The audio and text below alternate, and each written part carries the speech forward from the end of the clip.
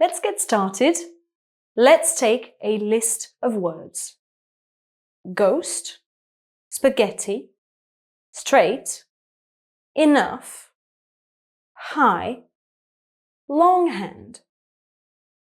Now, if we take a look at that list, the first thing you can notice is that the letters GH can be placed in the beginning of a word, in the middle of a word, or at the end of a word.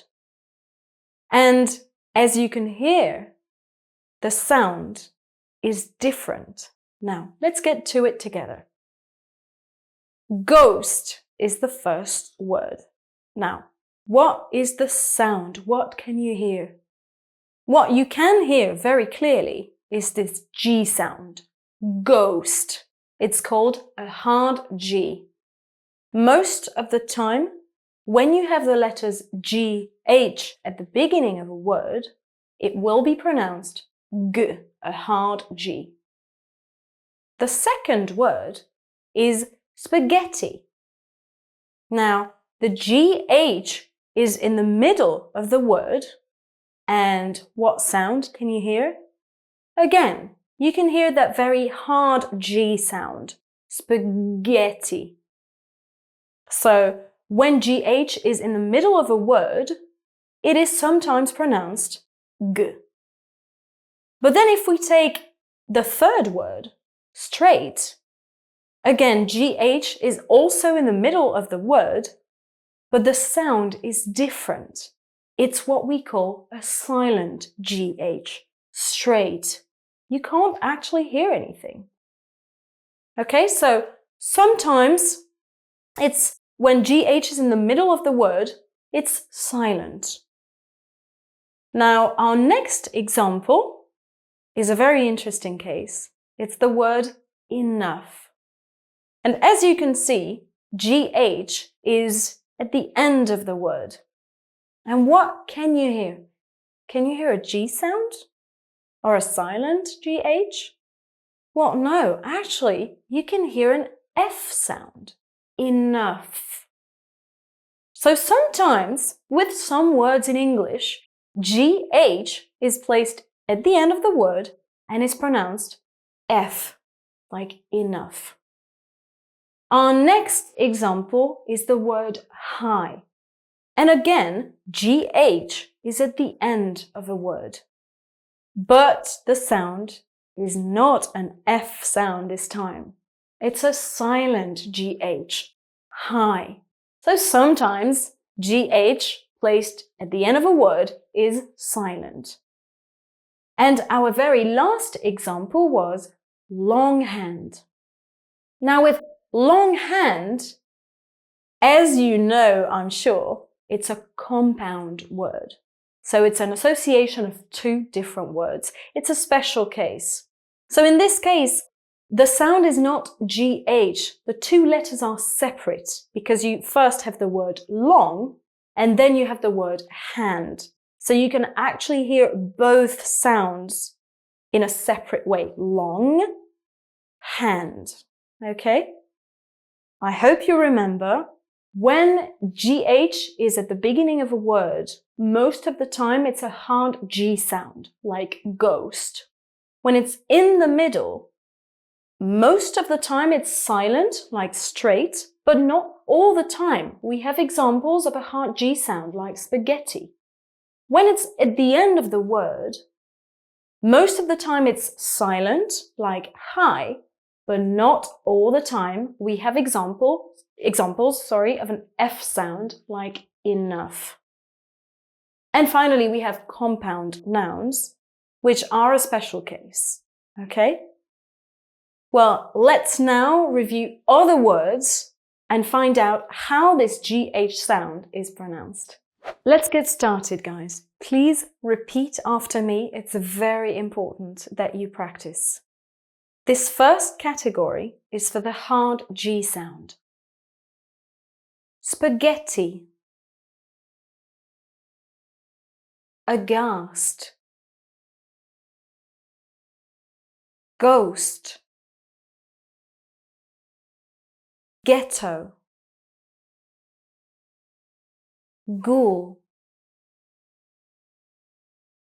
ghastly, Ghana, Afghanistan. Let's continue with the F sound this time. Repeat after me. Enough, cough, laugh, rough, tough, draft. And now let's look at words containing the silent GH. It's a big list. Now listen very carefully and repeat after me. Ought to, drought, thought, slaughter, straight, slay, thigh, naughty, court, daughter, 8, height, weight, neighbor, might, bright, light, night, tight, high, sigh, bought, although, thought, through, though. And now a few examples of compound nouns. Now, because compound nouns are two separate nouns, you can clearly hear the sounds of the letter G and the letter H. Okay? Repeat after me. Foghorn, jughead, longhand, egghead, big-headed. And finally, let's practice full sentences. Now remember, be very careful, listen very carefully, and try to remember how these GH sounds are pronounced.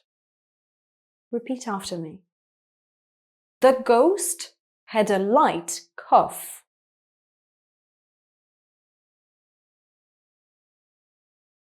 My neighbor had enough spaghetti. His daughter went to the ghetto at night. We ought to laugh at the neighbor. Great job, guys. One final word I want to talk to you about is the word hiccup.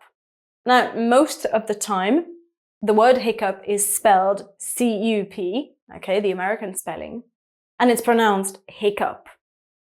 But if you ever go to the UK, you might see the old British spelling.